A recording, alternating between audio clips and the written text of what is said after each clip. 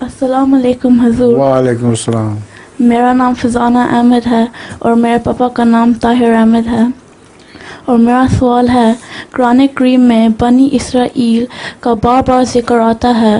حضور، بنی اسرائیل کی ابتدا کس نبی سے ہوئی؟ بنی اسرائیل کا کیا ہوا ہے؟ ذکر تو بار بار آتا ہے، مگر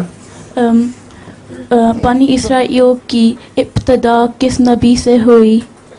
حضرت اسرائیل سے. حضرت ابراہیم کے ایک بیٹے کا نام اسرائیل تھا، اور یعقوب نام تھا ان کا. نہیں، یعقوب نہیں،